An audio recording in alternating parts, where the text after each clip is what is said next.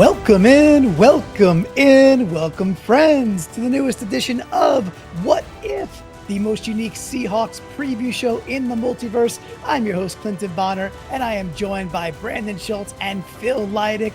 Boys, we have done this. We are now here. We are previewing a real game of Seahawks football in the new Mike Macdonald era. How are we feeling about it? First of all, Brandon, you. I'm excited. This is what we've been waiting this offseason for. I mean, technically regular season, but for now, I will settle for preseason action. We're going to see our guys out on the field, not just the practice field. We're going to be seeing some live reps, getting to know, and maybe falling in love for the first time with some new wide receivers. It's the exciting part of preseason. Certainly is, Mr. Phil. It's the season of love. It's August. It's the season of fall in love. Are you ready to fall in love with some Seahawks that maybe we haven't seen in actual game action yet? Of course, that's what we do. But there's so much excitement because everything's new. How old were we the last time we had a different coach of the Seahawks? Like, wow. Some of us might have been in our early 30s, right? Yeah, yes, I think all of us. Early 30s, yeah. I mean, we're all in the 45, 46, 47 range, right? So yeah. I think we're all talking about like 32 to 33 and such. So yeah, we were young lads with young pups when Pete took over, and now we have the changing of the guard, and it's just got a ton of excitement. So we're going to get into all that. And I do want to remind folks that this is, of course, a part of the Believe podcast network. This is going out on For the Hawkra, which goes out on the Believe network. And if you want to catch the videos, they're all out on youtube.com/Seahawkers podcast. They all go there anyway, but please subscribe out on the Believe network, subscribe on YouTube, hit the likes. And guys, I always feel like this is just one of those great, unique shows where Mr. Phil gets to come up with the themes. He gets to come up with the questions, Brandon. And then you and I, we don't know what he's going to throw our way, but we get ready mentally, physically, and then we answer the best we can to preview this game. So I think with that, Mr. Phil, let's hand it over to you. Well, I'm excited that we are going to face the Chargers. I don't know about you guys. I'm getting charged up. I'm getting charged up to actually see our players that were drafted. We got the guy I hoped for since the time I knew our draft spot, the exact guy I hoped for. I want to see him. We got the coach that I hoped for. We got the exact coach that I hoped for. And so I want to see what his group of coaches are accomplishing. And it's the Chargers. So, of course, since we're charged up, what if our Hawks can generate some electricity in this game? So our theme is very electric, as the fan base is getting electric to see our new players, to see some old players come back, to see our new coach and all the new staff. And I don't even know whose turn is first, but Brandon's name comes first in the alphabet. So if all else fails, when I've got Adam, Brandon, and Clinton, I just go with the lowest letter, and Adam's not here. So we go with Brandon. Brandon, as we consider electricity, we've got some categories. Clinton, you'll get a chance as well, and you'll get a chance to respond. Thanks. And since you're on the show, I might as well ask you as well, right? That's the way it goes. Sure. Not only blue-eyed guys get to do all the answers, so that's the rule here. Here we go. Electricity. So we have generator, we have static, and we have shocking. Those are our three categories. I'm going full old school since it's still preseason, way back to the old what if style. First question, Brandon. What if some fringe players can generate some buzz in this game? Who do you have your big, bright blue eyes on, Brandon, as we consider potential buzzing players from game one of the preseason? I'm really glad we started out with the generate category, because I'm always impressed, Phil, at how you generate these content ideas of how to produce a preview show, especially going into a new preseason game. So I guess when I think about some of these tangential people, I mentioned right off the top, I always like wide receivers. And so I think there is this opportunity. I don't expect to see a lot of Geno, but supposedly, Sam Howell, I'd expect him to be out there. And I want to see who he's really connecting with. And we know Jake Bobo, we know JSN, Tyler. I don't expect to see Tyler at all. DK probably not at all either. So my mind goes to some of these other guys, and one new addition in particular, and that is Laviska Shenault. And so whether or not he can make some noise on offense, maybe some special teams as well, I want to see him link up with Sam Howell and get us off to an early start against this Chargers defense. Great answer. Clinton, some fringy type guys that can generate buzz in preseason game 1. Yeah, so boys, we might be getting a little bit more of a treat in this game 1, because Macdonald did say he intends to play at least some of the starters for a good bit, and to kind of just lean into that a bit, which I know there's risk. I get the risk portfolio that comes along with that. And there's also risk of not being prepared to play the first regular season game, even though it's against the Broncos. It's still an NFL team at this point. And so I'm okay with Macdonald saying, hey, we are going to put some of our starters out there, because it's a brand new system for everybody, every side of the ball, right? And even special teams, which, by the way, Laviska could be cool for seeing some special team stuff too, Brandon, to give you a nod for what, and the new kickoff rules, of course, that might be cool. I will flip it to the other side of the coin. I've got a little TNT. So I'm going to put we're talking about electricity. So electricity could be used to generate some power and maybe some explosions. So how about some TNT, little dynamite? I want to see what we got with Tyrel Dodson flying out there, because all the indications are he's one of the dudes at camp that's certainly one of the most aggressive, and some of the fights that are happening now, and blasting K9 at the goal line, and maybe starting the whole hubbubaloo yesterday with 5 different fights. Oh, well, that one was in the middle. That was not the one that started them all. We forgot to bring our helmets. We forgot to bring our helmets to swing at each other when we don't like our answers today. I don't know what we were thinking. Yes. I got my Guardian cap on for sure. And so that's the first T, but I did mention the TNT, but Tyrel Dodson, but I also want to see Tyrice Knight. We drafted Tyrice Knight pretty high up there. And in general, while we've got these kind of veterans and even the folks, even Bobo and JSN, okay, they're only second year, but we like you said, Brandon, we know about them. Well, you know what? We don't know too much about Tyrel Dodson yet, not as a Seahawk, that's for sure. And we know next to nothing about Tyrice Knight as a Seahawk on the field. So let's see those linebackers. Let's see what they could generate. And for me, it's always about, are they pursuing the ball viciously? Are they bringing their hats? Are they generating some energy with the clickety clacks and putting some superchargers back on their backside? So, Mr. Phil, that's what I'm looking for. Love it. Clinton, we'll go to the next generating question for you. And I should have asked this. Who do we not want to see out there? I do not want to see K9, top 3 receivers. I don't want to see them. Don't want to see Leonard Williams. There are other guys. There's just some guys you don't want to see out there. Is that agreed by most of Hawkdom? I would say anybody over about 6 years experience in the league, I would exempt those guys. And, even with K9, I think I'd like to see him take a couple snaps just to get things going. Like Clinton's saying, just because you want to have a little bit of idea of what live action feels like and get that started early. But yeah, anybody. Well, and I guess that would, you'd want to include JSN in there too. But I feel like that dividing line is if you're a 5-year vet and above, you don't need to be playing this first preseason. $7 million or more a year, forget it. You can go there. I have one exception to how Brandon put that, laid out the parameters there. I am super cool if Devin Witherspoon comes out in street clothes and doesn't play. He is just too important. Yeah. We know exactly what we have in that guy, and he'll be fine. I don't need to see him diving at somebody on the field on Saturday. I just don't need to see it. So Devin Witherspoon, Guardian cap, starter jacket, sideline. I'm all in. And I don't think he has a governor. I don't think you can have him go. I know, right? That's the thing. He's not going to be like, he's all go, right? Okay. I mean, in terms of what I want to see, though, I want to see our full complement of defense out there right away and running what we're going to see in the regular season. That's part of what I want from the preseason, but I feel like that's unlikely of something I'm going to get. I want to see that game 1. Yeah. Clinton, what if, and we already hinted at it, but what if special teams can generate some excitement? What needs to happen for that to be the case? We have some of these new rules. What needs to happen for us to really kind of whet our palate a little bit for some things to look forward to with special teams?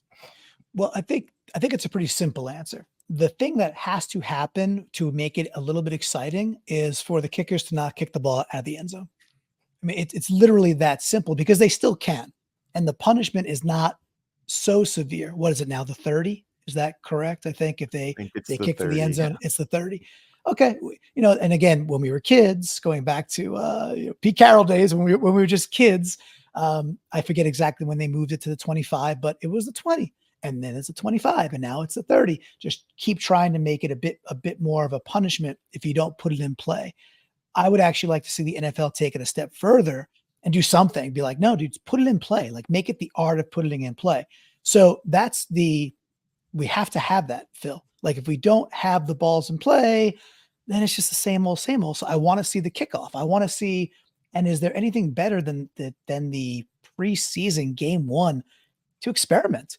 Like, this is the primordial soup. Like, try whatever, try different things. Don't give away something you might run maybe in the regular season, but experiment. Try a few things with these kickoffs. And I'd love to see maybe at least 2 to 4 return kickoffs and just see how are they doing that? Because that'll be it. Everything else is it's a field goal, it's a punt, et cetera, et cetera. Goodyear Myers. And of course, we have an all-world punter. But that's got to be it, man. It's got to be the kickoff and seeing at least a few. Double checked. It's the 30. Brandon, how can we generate some excitement with special teams? I think that's part of the excitement of preseason is just learning the rules a little bit better of how the kickoff's going to work. Because, like Clinton, you're pretty sure it was the 30. Yeah, I think so. I think if it lands inside of the landing zone and then goes inside of the end zone, then it comes out. Then it can be downed out to the 20. You have to return it, right? Or I don't know. I thought that there was some strategy as to landing it and then, well, maybe it's landing it and then going out of the end zone and then it goes to the 20 or something like that. There is some incentive, I think, for landing. If it lands in the landing zone, you must return it. Let's see here. I mean, unless it goes out of the back of the end zone. That's why they're talking about these squib kicks. Any kick that hits in the landing zone must be returned. If it goes into the end zone, it must be returned or immediately downed. So then you get it. Then you only get it to 20. So okay, I was right. So you only get it to the 20. So you will be quite punished if there's a sweet kick that kind of rolls its way in and then they down it. Yeah. So what do they consider immediately downed? Like if you you dance around a little bit. If you take a step and then, or 2 steps and then down it, like as a touchback, there's a lot of these weird things that, I mean, again, it's probably just don't try to bring it out. I guess. Yeah. Right. But this is going to become, the, what is a catch of 2024, right? Des Bryant's going to come back screaming and yelling because we all know he caught that ball, but I hate to give a Cowboy his due, but he caught the ball. But that's part of the excitement is understanding these rules because everything's new. And I got caught up into it too, just being at training camp and here they are, they're out there running, just the drills of how they're lining up. And they seem to be putting a lot of emphasis on, making sure guys knew who they were lining up against and how they were going to attack the different lines. And they better. Well, I mean, it's time. That was, I guess, one of the things that stood out to me. It was like, oh yeah, they have to do this in just a couple days. So 2 days, yeah, knock out all of these little different strategic things that you can in these next couple days. Kyle Shanahan will just show up to the game and be like, oh, there's a new kickoff rule. I didn't know that. Sorry, guys. Yeah. He'll wait to the Super Bowl to be a big dum-dum again. So. All right, Brandon, we got to go to our next category, which is static. Of course, static is part of electricity, thinking about things not quite so in motion. What if there are some unchanged building blocks you'd like to see continue from last season? There's so much change we had to look forward to. Are there some things you hope don't change about our team from last year to this year, Brandon? In terms of not changing, you always want to see improvement. I guess it's just the when you throw that out there, I think my mind immediately goes to a couple different places, one on offense, one on defense. I guess I'll stick to the defensive side. And that is just in terms of static is the top 3 corners. I want to see Reek Woolen, Witherspoon, and I want to see Trey Brown. Those guys feel like the top 3 guys to me. And so, hey, if somebody works their way up and manages to unseat one of those guys, that's great. I don't necessarily see it happening. I think it's more of looking for depth beyond those 3. So I want to see improvement, though, from those guys in terms of turnovers and in terms of tackling. But I guess static, Phil, if that is answering your question, it's just having that solid trio as our 3 corners. The reliable corner room with some room for upside. So I kind of like that. Clinton, what do you got for some things you hope don't change from last season? So as much as I'd like to go to the offensive side, because, just Brandon gave a defensive one and we kind of played the swap game on the first question, I really can't, because there's just, I look up and down the offensive side and it's like, no, it's not that I want wholesale change, but I really like, hey, Charles Cross, nope, I want a big step up. Abe Lucas, we want you on the field. Like there's so many things that are like, no. I want that. I really want some dynamic change on that side, like JSN. Let's get you used a lot differently, et cetera, et cetera. So I just can't answer there. So I'm going to pull one out and let's see what you guys think. Before he was injured last year, Uchenna Nwosu, he's the steady Eddie. He is, to me, almost the embodiment of the static person out there. That's like, all right, he might not be all pro, but he's darn good. And I think he's probably like Pro Bowl caliber. It's just not a no name tucked away in the, in Southern Canada up there. But Uchenna Nwosu back to par. And that's my version of static, is like, get him back to healthy where he's just on that edge. He's a darn good edge setter, run defender, gets his timely pressures, gets enough pressure, has the timely sacks. And this year, with the combination of what that interior D line is going to be, quite different, wholesale change there as well. Can we just get that steady Uchenna back? And if we do, I think he's such a pace setter in a positive way for us. So that's my guy. Love it. Yeah, I'm looking forward to having Uchenna back for sure. Other question on static. Let's get this one over to Clinton. What if Sam Howell can get you ecstatic? What will he need to kind of brighten your opinion of Sam Howell? Are there some things he can do in these first game or two that can get you a little more ecstatic? Because my general feeling for most of fandom is meh. Sam Howell. What can he do? So I kind of like Sam Howell, right? So I was on board with the trade first and foremost, and like, oh, we gave up a 4th and a 6th and whatever. I'm like, no, it was a combination of picks, and you got to do a formula to figure out what you really gave up. And I watched him last year take an Eagles team to the ropes 2 times, take us to the ropes, and the thing with Sam Howell might just be that he's better when the lights come on. Oh. When the pads are on and it's really time to go play, I do think the guy's got the arm talent. I'm not saying he's, Warren Moon out there, but he's got enough NFL caliber quarterbacking talent to do some impressive things. Now, what might that look like? We'll probably see quite a bit of him in this game. I'd like to see the processing power. And he certainly, you said it in a show recently, Phil, you talked about sacks being a quarterback stat, or at least certainly a large contribution from the quarterback. Yeah. Sam Howell's kind of known for that, right? Not seeing something, bail early, try to escape. And it's like, no, you didn't have to escape there. You had the guy if you just progressed, and there was enough time to progress. Will we see that game 1, brand new system against the Harbaugh? I don't know. But if we did, that'd be a really cool step in the direction of being like, all right, I think Sam can ball, and he's showing it here. That'd be what I would look for.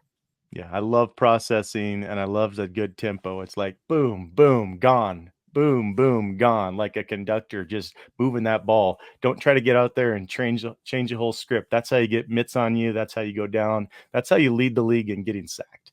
Yep. Brandon, what could make you ecstatic if from Sam Howell's game? This game, it'll be interesting, because one of the things that stood out to me just seeing him this week at training camp is that he does not seem to have a lot of velocity on the ball in practice. And so to that idea of Clinton's of when the lights come on, then does that improve? Is he just, got his practice arm versus the in-game arm? And that, because I don't remember him having that significantly less amount of velocity than Geno, but it really stood out watching them throw next to each other.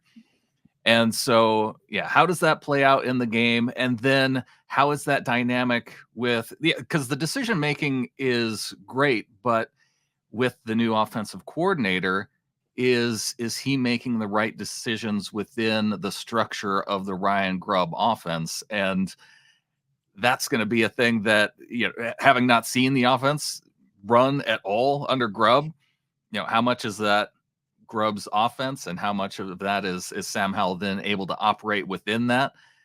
That's another interesting piece that I'm going to be watching against the Chargers. Yeah, and it's rare in preseason for an offense to really look smooth and clicking. They tend to look a little clunky, lack of chemistry, lack of familiarity, people coming in and out. So it'll be, if that's what you're hoping to see, fans, Sam Howell just get out there and cruise the ball up and down the field. Prepare to be a little disappointed. So we're trying to set the expectations of what we can watch for. Shall we move to shocking, gentlemen? Some shocking things, because in this case, the first one, we hope to be shocked. And so I'll ask you, Brandon, what if our trench players, you can pick one, you can pick a group, can look shockingly good? For your expectations to be exceeded, what will they need to accomplish in this game to kind of shock you in a good way, Brandon? I think it would have to be giving Sam Howell that kind of time to where he can make several progressions within the offense. So if he's dropping back and you can really look at Howell and see that he's, going through his different progressions and then making a call, because I think that's one of the things that's the hardest when you look back at Washington last year, is that a lot of times he wasn't hanging in the pocket, he was drifting out, and then the offensive line's kind of breaking down, and then you don't really get a sense of what he is. And so I want to see that pocket really hold up for Howell on multiple occasions. And some of the guys within that, we've heard a lot of McClendon Curtis in the preseason. So I think he's one of the guys that I want to see during the game, and just to see, is he going to be one of the guys who can be one of the depth guys on offense? If he ultimately ends up starting, it kind of seems like he's that sixth guy on the offensive line. So he's one to watch for me. Yeah, trust is such a huge factor. Like, am I going to trust my line? Because if I don't, then they're going to block something and I'm in the wrong spot. Trust is earned, but trust is also expressed. Kind of like on a show where when I throw a question to Clinton, I trust he's going to give a good answer. And you guys, when I just randomly have these questions, you hope to trust that the questions are useful. So your answer on trenches, what might shock you in a good way? What would it take for your expectations to be exceeded, Clinton? So there's one on the offensive side I just want to call out quickly that's certainly like, hey, gotta watch this because of recent events. And that would just simply be, how does Olu react? I don't think Connor Williams is going to be out there. I mean, he's first in the depth chart, but pretty darn sure he won't be out there, right, for quite a while still. So I don't think he's even officially signed as of Thursday. It's right, like the agreement has been made. He hasn't come into the building and actually put his name on it. Right. So yeah, he's going to put the Herbie Hancock on there and it'll be official, but he's not playing in the preseason. He's going to heal up still. But how does Olu respond as a man to that news? Because that's, he was the presumptive center and that was that. And now he ain't. So can he go out there and can he be dominant? Could be like, hey, all these things about him being, he's a fifth rounder for a reason, et cetera, et cetera. Well, could he just go out there and shut it down and be like, hey, you made a mistake. And I'm going to take it upon myself to get that chip out there and show you. However, I really want to talk, that's the offensive side, but quickly, I really want to see, we kind of got shortchanged, or not even kind of, with Mike Morris last year. Like he's the dude on the defensive side that seemingly size, speed, skill, like it's there. And we think it's there at least, right? And Macdonald certainly knows him from Michigan. That'll be really cool. I don't think we're going to get much of or any of Byron Murphy. Maybe we do because he's a rook and they want him in there. Certainly we'll watch that. But what if Mike Morris could be like really disruptive. And how do we try and quantify that? A sack, 2 to 3 pressures, a TFL, and also the manipulation of Macdonald's system. Like, 1 tech, 3 tech, 5. Where is he? What's going on here? How can he be used? So I think there's some cool things that could be a surprise to the upside with Mike Morris. And, maybe just a bit of Spidey sense and a little root for the home team here too, Phil. Like, I want him to be good, and it'd be really cool if he is. That'd be great. Yeah, I'd love some positive shocking. It's kind of hard to say, hey, I'll be shocked, but I expect this. But like the expectations for Mike Morris are not Mr. Disruptor. But if it happened, I would love it. That'd be a good zap in the right way. Other question here, Brandon, for shocking. Last question of the day. What if our new coaching staff can shock us positively or negatively? What might that look like? I know it's going to be hard to tell in a preseason game, but you'd be like, you finish the game, you're like, man, I'm shocked they didn't, or I'm shocked they did. This just didn't look right, or this was awesome. What might the coaching staff do that could be shocking, Clinton? Oh, that's me. Okay. So I'm gonna harness my inner Adam, Twitterless Adam here, and answer it the way I think he would want it answered in his honor. And that is starting to see it be a negative shock to the system. I know it's preseason. I get all that. But if we can't run the ball at all, like if there is just nothing doing, and again, it could be timing, but this offense is about pace, and it's about creating space and tons of movement, pulling, and the guards are pulling and the tackles are pulling. And what if, Phil, we just see a lot of bupkis there, and it just looks not at all crisp. Will it be push the panic button time, or like, all right, well, it's still first game, first preseason game with a brand new offense? But that's my answer as if Adam were here, because I'm kind of channeling it, saying we got to show that we have some penchant to run the ball. And the Chargers are not, I don't know who they're going to start or not. They're not a great roster. That's not a great roster. I believe Harbaugh will change it pretty quickly, and I know he knows what he's doing. But they're not a very good roster right now. So can we take advantage of that and see some of that movement, that zone blocking schemes, and seeing some nice holes? So whoever it is, George Halani or McIntosh or whoever, we see the base of what the running game could look like going forward. If we don't, it'll be shocked to the negative. Yeah, and I'm not sure Adam will be shocked. We might get Mr. Upset, I told you so, if we can't run. That's what I don't want to say. I don't know that I'll be shocked if we have a poor running game, and then to hear Adam after the game give us how terrible it's going to be unless something changes quickly. But I totally see where you're going. That would be a big bummer. I hope that's not the case. Brandon, negative or positive, what can the coaching staff do to shock us here? I think it would be with tackling week 1. If they come out and they're on point with their tackling in preseason week 1, that would shock me in a good way. And I think it's possible, because I don't know if this was just because the day that I went on, I don't go to training camp every single day, like every offseason, to go back to Pete Carroll and compare it now to Mike Macdonald. But I don't remember in a Pete Carroll training camp practice seeing guys tackling to the ground. And one of the drills, not other players, but they had pads that they would wrap up and then roll on the ground, simulating a tackle on the ground. And they also had tires that they would roll, and the guys would reach, from the inside of the tire and outside and tackle the tire to the ground. And I don't remember seeing drills like that in preseason under Pete Carroll. And so to see that this week, then leading up to the first game, I guess then it would surprise me in a good way that it's those types of drills in practice that help get a team ready for live tackling right away for preseason game 1. And if that works out, then yes, I will be happily surprised.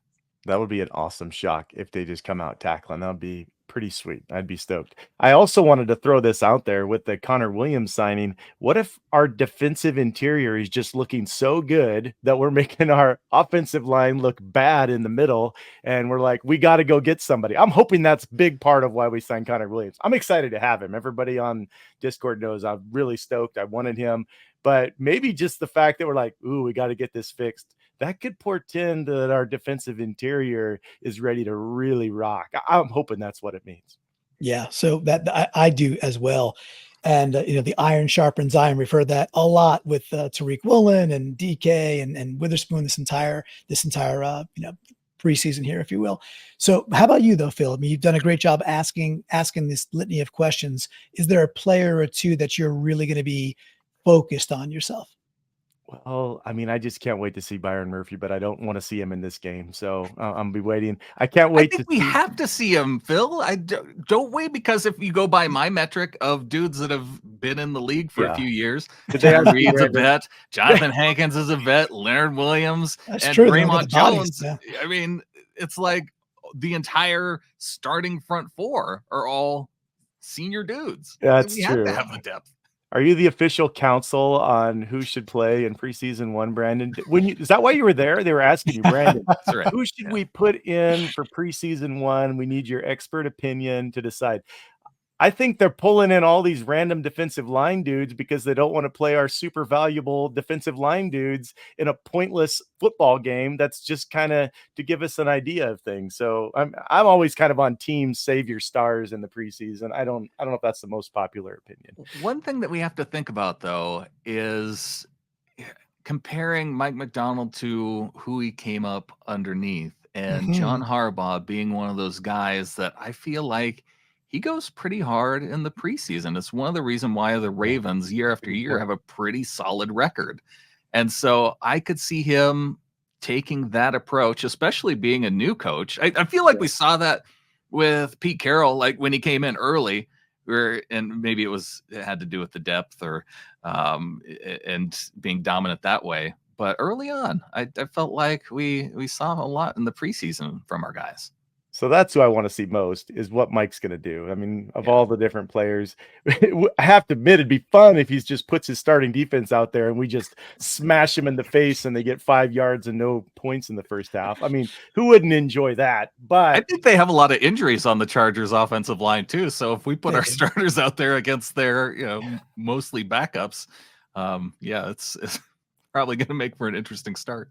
But it would be the worst decision in the world if Spoon goes out there and gets hurt. I mean, that would be, everybody would hate him, and that would be a poor start for his first exposure to the fandom this season. So I'm hoping that Clinton is right. If there's anybody we don't put out there, may it please be Spoon, Tyler, and DK.